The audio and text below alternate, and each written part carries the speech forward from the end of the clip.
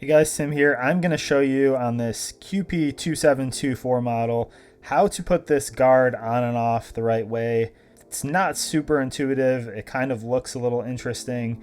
So I'm going to show you that here. What you do is for putting this on, so orientation wise, you have the neck going this way. You want the teeth here up at the top. This part where you have this kind of protuberance here, you want that facing kind of like the neck of this here. So it's going to be going this way. What you're going to do is just have this kind of rest at the edge, like right here. This kind of fits in right at the edge of where the teeth are.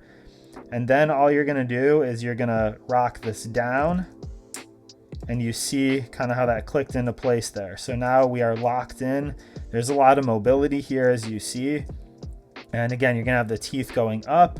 You've got your little kind of wheel right here where you can change the guard. So you see from 1 to 5 millimeters, you can change that right here. I would recommend, you can see either give some good support right here and just change the wheel this way. Otherwise, it may even be easier to take this off. You come up all the way and it just pops out. It may be easier for you to adjust this with this just not attached. You can see here, you can kind of hold this with two hands, move it a little bit easier. You gotta be careful because this is pretty much just all plastic here. But I'll show you one more time.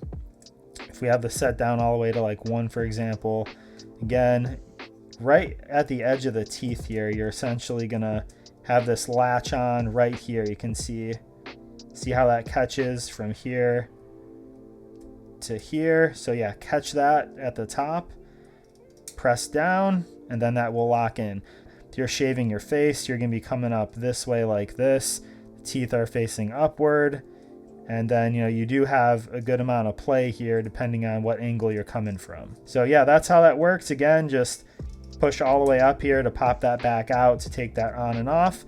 Hope this was helpful. I'm going to have a ton of other videos on this Phillips & Norelco OneBlade 360 here. Make sure to subscribe if you want to see those when they come out. If you want to pick this up, there's an affiliate link down there in the comments and description. Take care, and I'll see you on the next one.